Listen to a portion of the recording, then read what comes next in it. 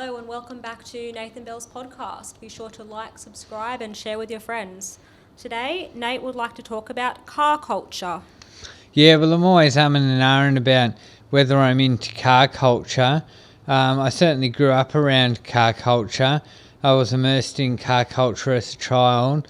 My mother's second husband rebuilt muscle cars, and he'd build these mammoth V8 engines. He'd build them up so that they could race at Eastern Creek on the drag strip against other drag cars. They had these mammoth engines and these amazing paint jobs and these exterior body jobs. And he put a lot of time and effort into that and a lot of money into that. And he had several muscle cars, several very high quality, very well designed, very well refurbished muscle cars, and we used to go driving around in those. So I was always around muscle cars and V8s and fuel guzzling cars and sports cars. And also he used to take us to Newcastle Speedway, which hasn't been opened in nearly 20 years. And we used to go to Newcastle Speedway on Friday nights and watch the burnouts. And I did enjoy the burnout competition, watching the cars zip around on the tarmac and smoke the wheels up and all the smoke they'd make. I remember the first time I went to the burnout comp, there was this little Gemini. It was a twin turbo Gemini, and it just kicked up so much smoke, and then it caught on fire, and I thought that was pretty exciting. So, and also as a teenager, all my mates they liked Fast and the Furious movies, and they were into that whole Fast and the Furious movie scene. That's what it's like out in Maitland.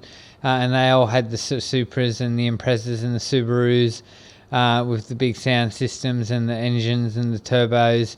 And we used to cruise into Newcastle on the weekend on Friday, Saturday night and do laps of the foreshore. And everyone would look at everybody's fancy cars and their paint jobs and their stereos, and that's what it was all about when we were teenagers, doing laps of the foreshore and checking out everyone else's cars and showing off your sporty car, because everyone was into Fast and the Furious and stuff.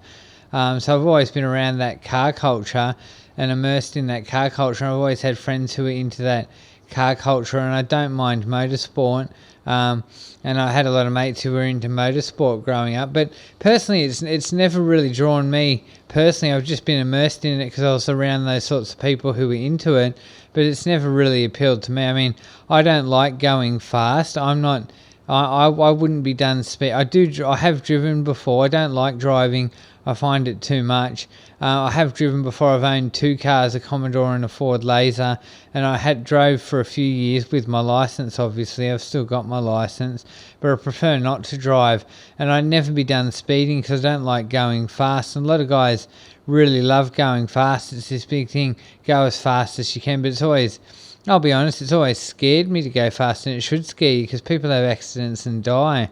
I like to be in control of my environment, so I don't like to go too fast, so I wouldn't be done speeding. So I've never been big on this whole idea of just having a powerful car so you can go as fast as possible. That hasn't appealed to me, and a lot of it seems to be about reinforcing ego and status in the community, because you have the best car so you have status, and you have a big muscle car so it boosts your ego and some false confidence, which I find to be a confidence which is unwarranted.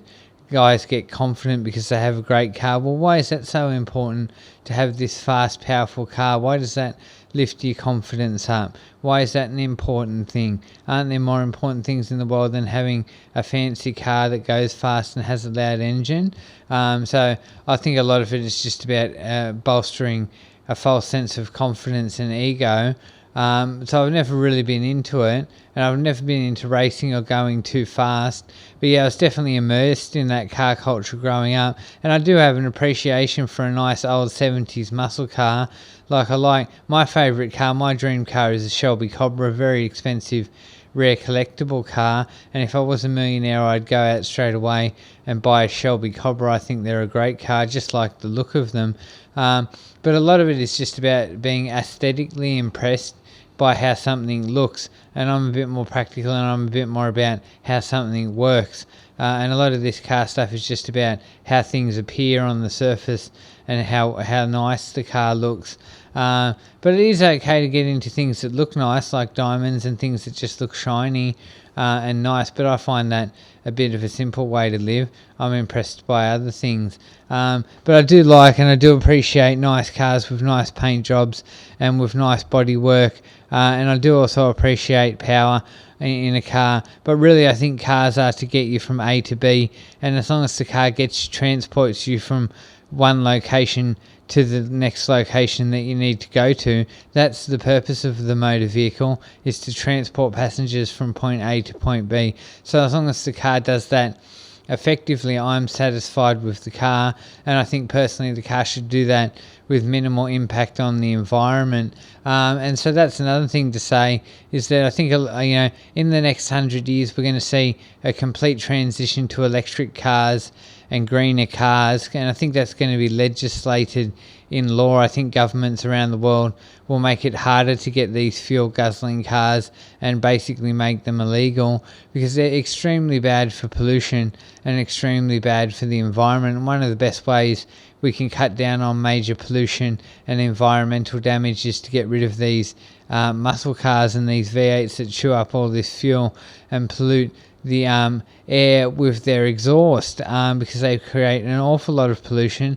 So I think in the next 100 years we're going to see it legislated in Australia that these cars are now illegal and that everybody has to drive electric cars. And I think that's really going to upset a lot of people who are into car culture, but they're going to have to accept it, because we need to save the environment, because we're destroying the environment and life on the planet will die if we don't make these changes. So all these muscle car heads are a dying generation, and in 100 years that culture probably won't exist anymore, and everyone will be driving electric vehicles. That is to say, still we can have races with electric vehicles, and electric vehicles can go quite fast as well. So we can still have electric vehicle races, so there'll still be racing culture, and there's nothing wrong with racing culture, Races are cool, and there's just as fun to watch people race as to watch cars race. So we'll still have car races, but it will be electric cars within the next 100 years, because petrol cars will be made illegal for environmental reasons, and I think that's right.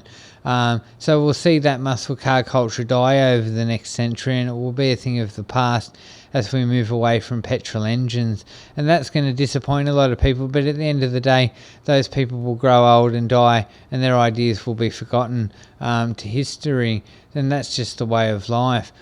So yeah, always umming and ahhing about whether I'm into car culture. I have spent a lot of time in my life, in my teens and as a young man, absolutely immersed in this muscle car culture. And my mother's second husband used to take us to Eastern Creek as well to watch the drag races, and I do love the atmosphere at the drag races at Eastern Creek, at the big races they have every year.